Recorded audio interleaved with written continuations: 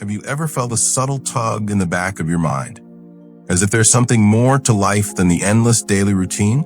Perhaps you've sensed a hidden door in the hallway of your consciousness, a door you're curious to open, yet you're not sure how to find the key. Today, we invite you to step with us into an extraordinary exploration of human awareness and discover something far greater than the everyday story we tell ourselves. Because the most compelling frontier we have yet to fully chart isn't a distant galaxy or the depths of the ocean. It's our own inner world. In a world where technology connects us in unprecedented ways, many of us still feel a disquieting sense of separation. We see the outer world through our screens. But how often do we truly look within? We've learned how to harness atomic energy, how to map the human genome, even how to project ourselves virtually anywhere in seconds. Yet the most enduring mystery remains the nature of consciousness itself. Even more surprising is that we've collectively forgotten how to explore this infinite inner domain. Join us now on a journey of discovery, a journey that doesn't so much move forward in time, but rather moves inward, beyond the surface identity we carry, into the deeper truth of what we really are. We're about to unlock doors of perception that will forever change the way you see the world, and perhaps even the very nature of your being. Most of us, from the moment we open our eyes in the morning, move through life as if on autopilot. We wake up, eat breakfast, check our phones, go to work or school, interact with family and friends, pursue hobbies, and drift off to sleep, only to repeat the cycle day after day. All the while, we identify ourselves with labels. Our names, our jobs, our accomplishments, or even our failures. But have you ever paused to ask, who am I beneath all these labels? For centuries, mystics and sages have suggested that this unexamined routine is akin to a dream state.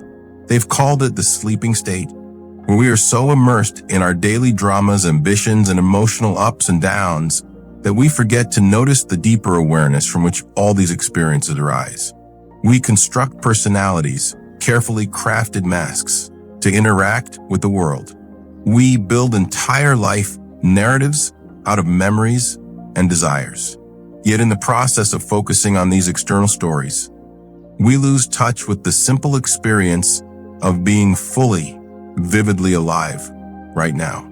If you've ever had that jolt of realization, wait a minute, life is happening right before me and I'm missing it. You've tasted the beginning of awakening. You've glimpsed a different kind of awareness that asks, is there more to my existence than this series of routines and social roles? This stirring, this curiosity, is the first sign that you are ready to step out of the dream and into a deeper understanding of what lies beyond. Our minds are magnificent tools. Think of all the innovations, the literature, the art, the scientific breakthroughs made possible by the human intellect. Yet, like a powerful computer, the mind can dominate us if we don't learn how it functions. Instead of guiding our creativity and problem solving, the mind can enslave us with incessant thinking, worry, and inner chatter. Imagine your consciousness as a clear mirror. In its unspoiled form, it reflects the world exactly as it is, rich, alive, and breathtaking. But over time, that mirror becomes covered in layers of dust. Our mental conditioning, our beliefs, our past traumas, and all the stories we tell ourselves about who we are. Suddenly, we're no longer seeing reality directly. We're peering through a fog of concepts and opinions. Have you ever found yourself so lost in thought that you don't notice what's right in front of you? Perhaps someone is speaking, yet you're busy formulating your reply or daydreaming about dinner plans. We've all been there. The problem arises when this perpetual mental noise becomes our default mode of living. We come to believe the mind's running commentary is the absolute truth, mistaking our personal map of reality for the territory itself. But what if the mind is simply a narrator, while the real you is the one silently watching that narration unfold? That's the heart of the journey we're undertaking. From our earliest days, we gather experiences, beliefs, and habits weaving them into a sense of self. Our parents, our culture, our education all play roles in shaping this tapestry of identity. Over time, we grow attached to the version of ourselves that we project. We cling to it as if it's set in stone. But consider this. The person you were at 6 years old is not the same as who you are at 18 or at 40 or at 70. You've undergone countless transformations, yet there is a continuous awareness that has been present through every change. Recognizing that your personality, while important and functional, is a construct can be liberating. It's like realizing you've been watching a movie and identifying with the hero, only to suddenly remember that you're safely in the audience, observing the action. The problem is not that we have personalities or preferences. The real issue starts when we become completely identified with them. Then every time our identity feels challenged, we experience fear, anger, or despair. We feel cut off from others, driven to compete, and compelled to protect the fragile sense of who we believe we are. We unwittingly cling to the very conditioning that keeps us locked in repetitive cycles, never questioning whether these patterns genuinely serve our well-being or simply perpetuate our suffering. Have you ever wondered why people often repeat the same dysfunctional relationship patterns or career mistakes, even when they consciously know better?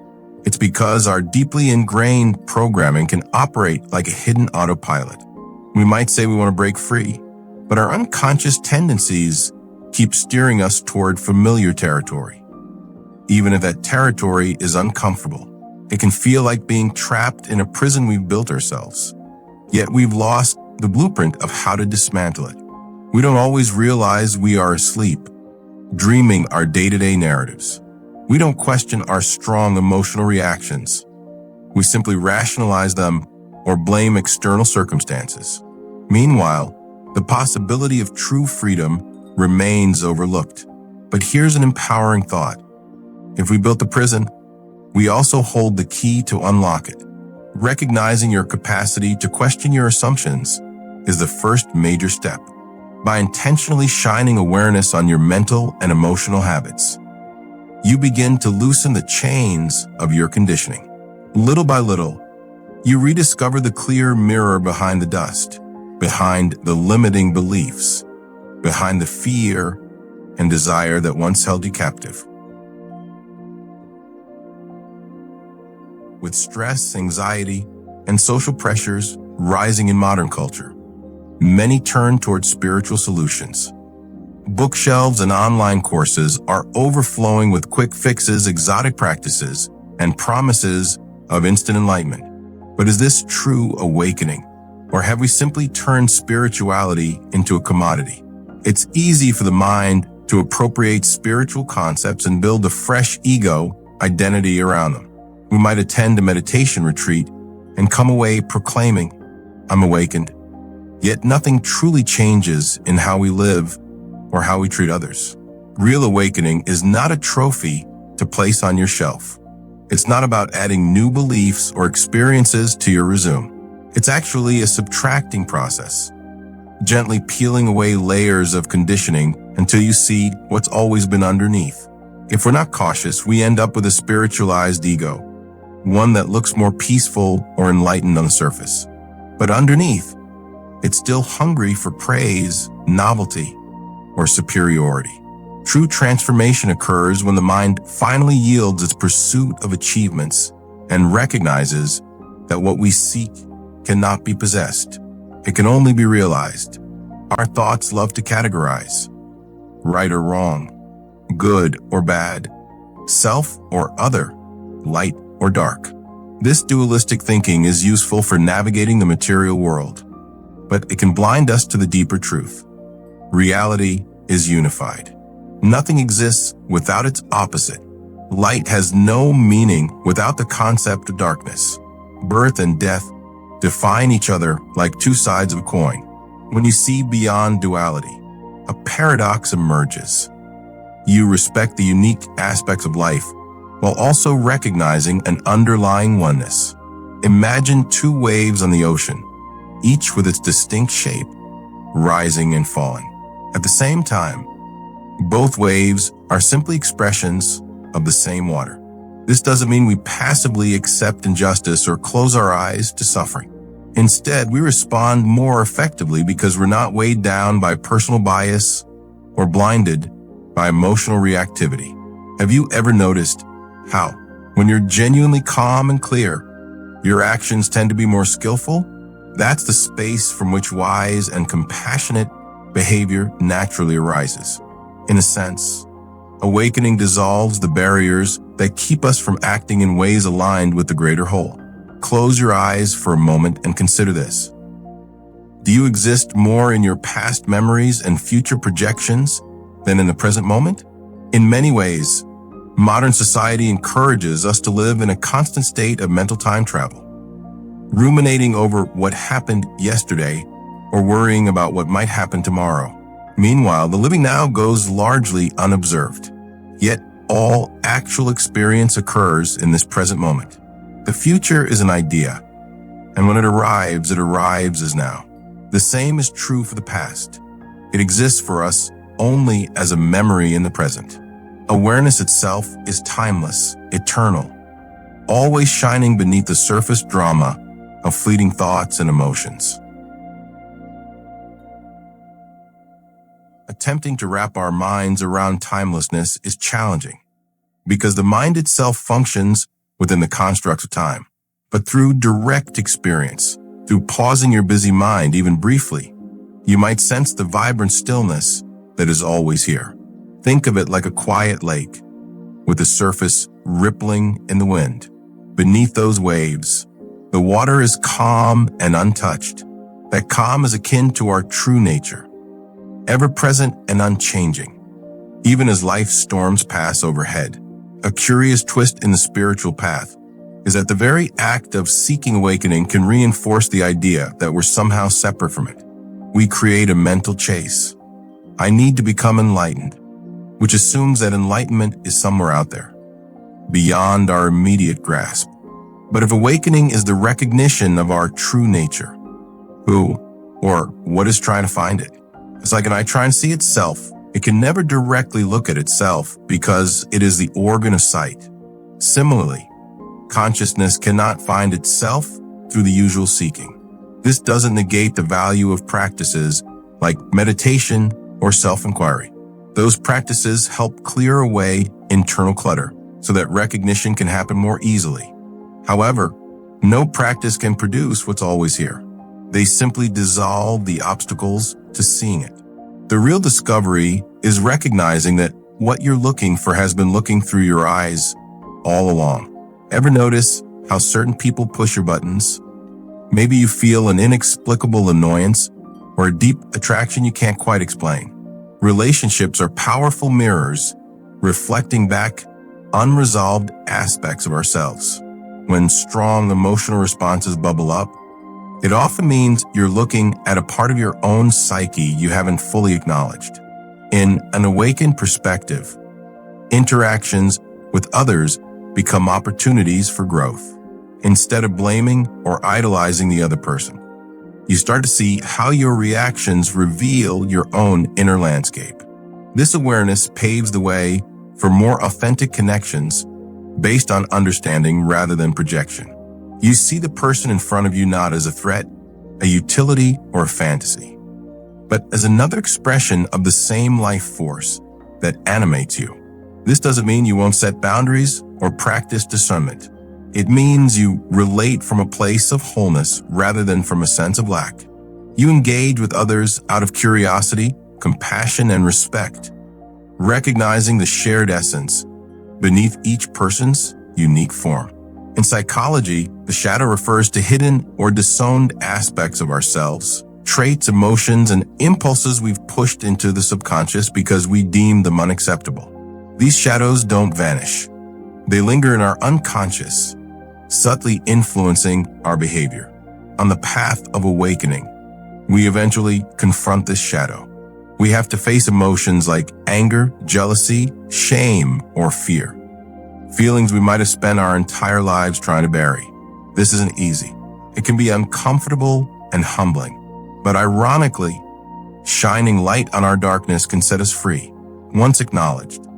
These elements can integrate into our consciousness in healthier ways, becoming sources of wisdom, compassion, and understanding.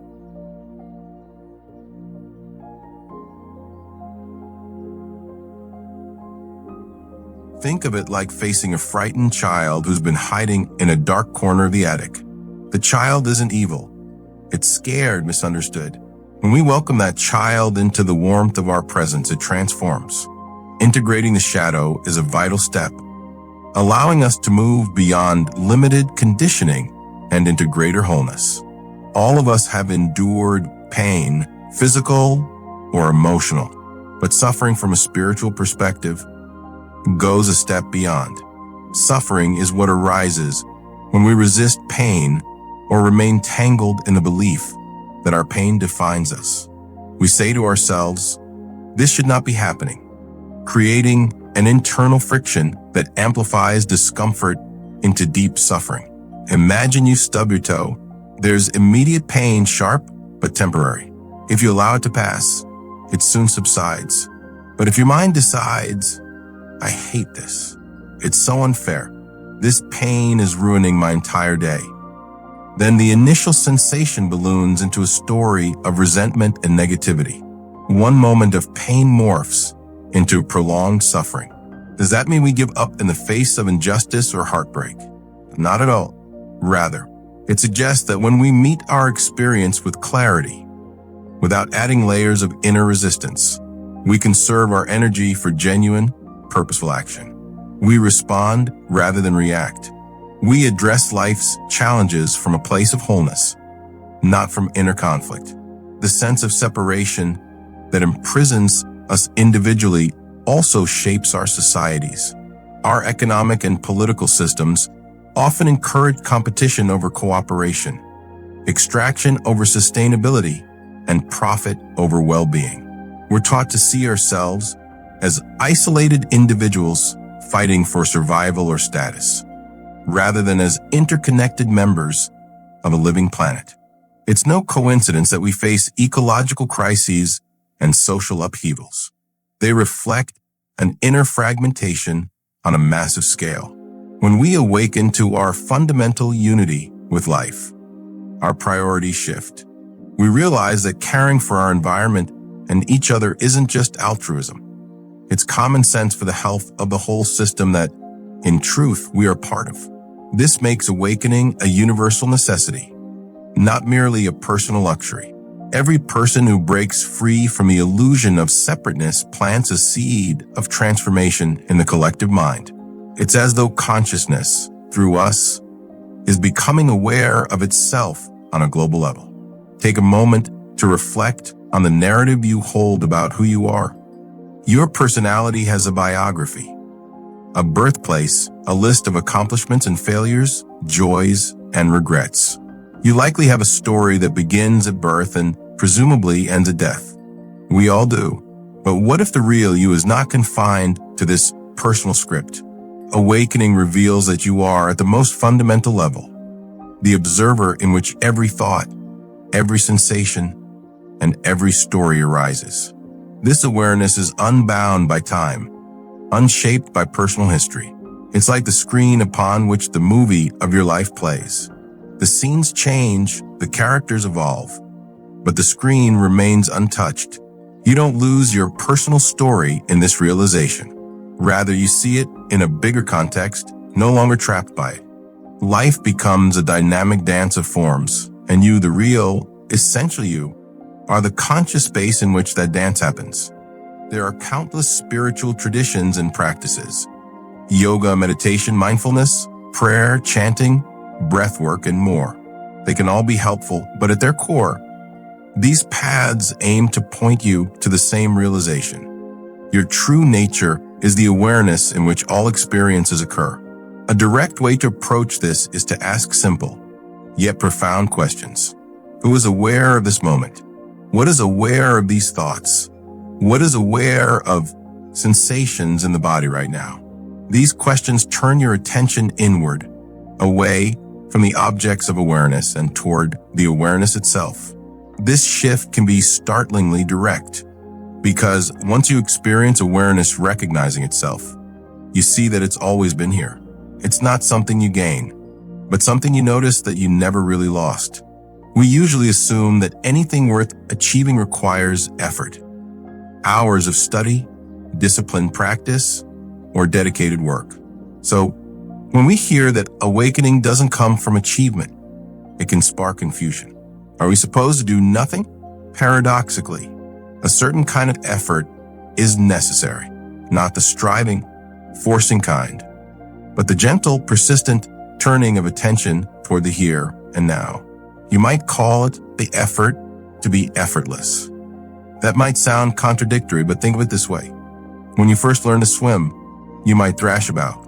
Over time, you discover that floating requires letting go. Yet initially, you do put an energy to overcome the fear of sinking.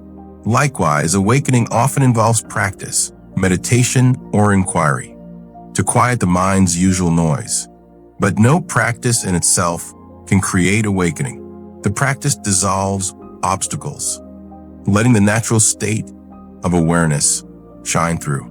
It's akin to polishing a mirror.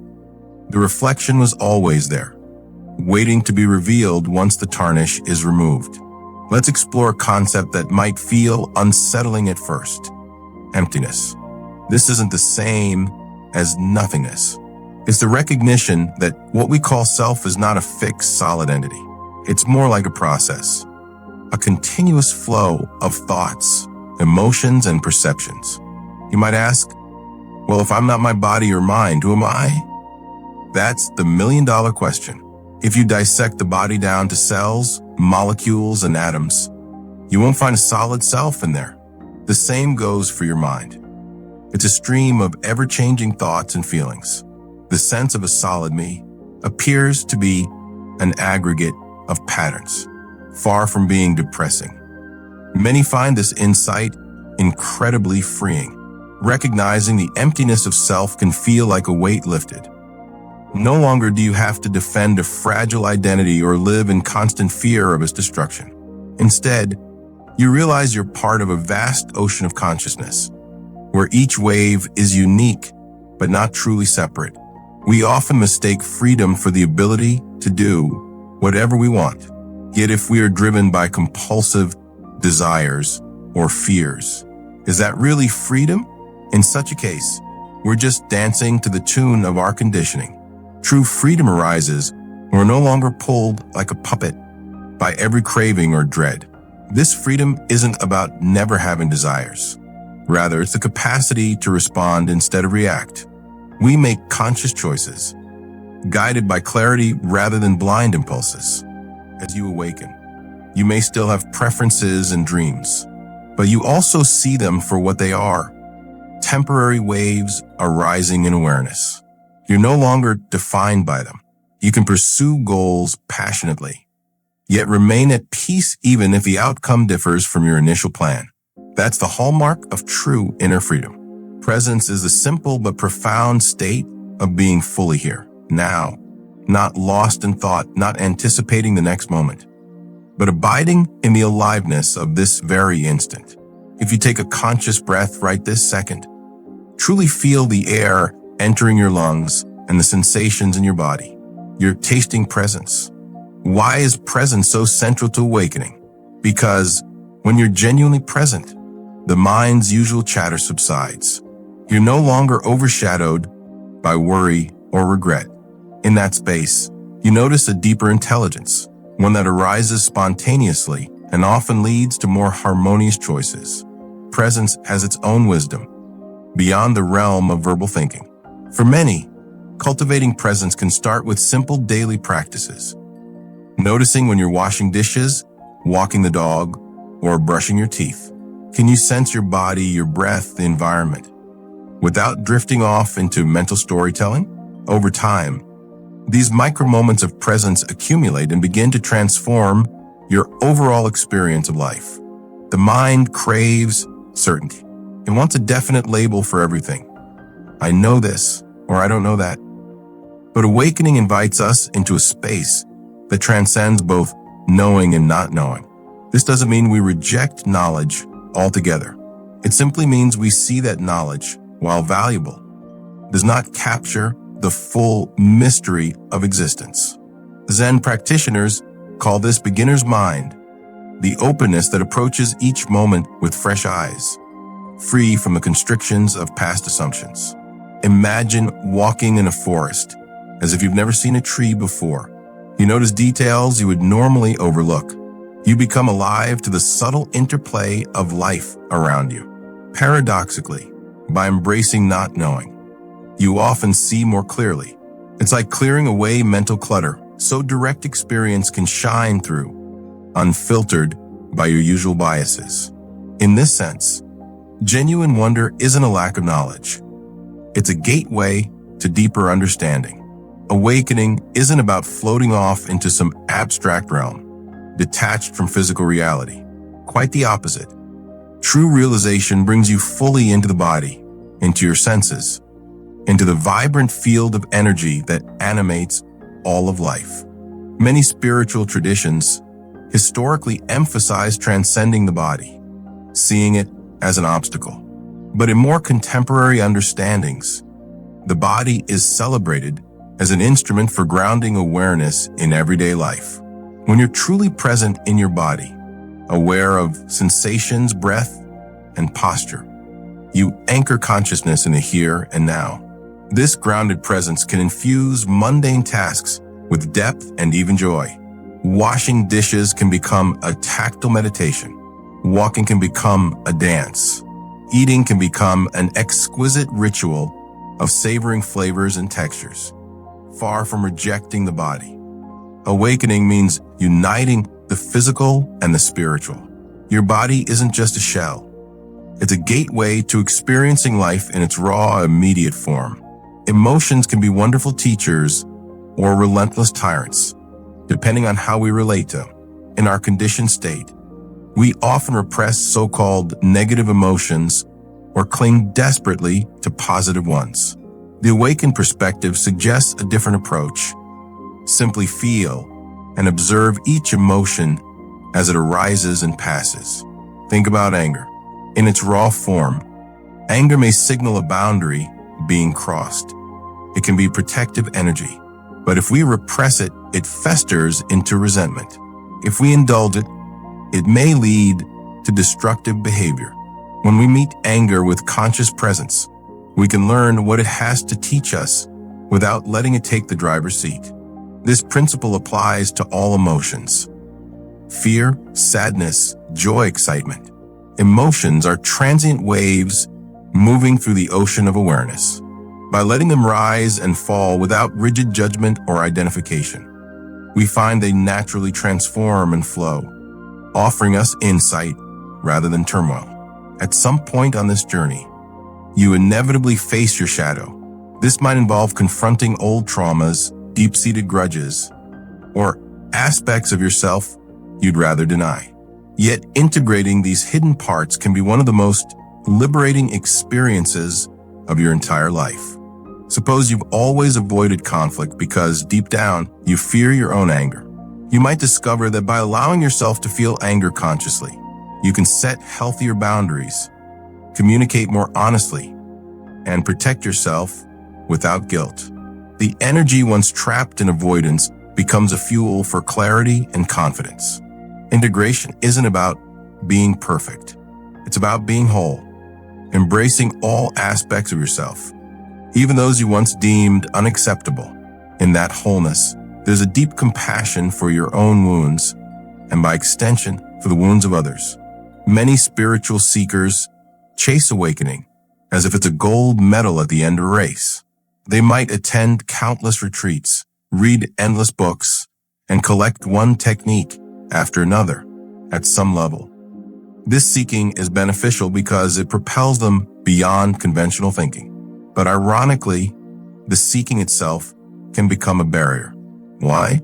Because the act of seeking reinforces a subtle idea. I don't have what I'm looking for.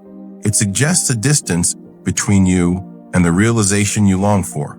But if awakening is simply the recognition of your timeless, formless essence, how can it be far away?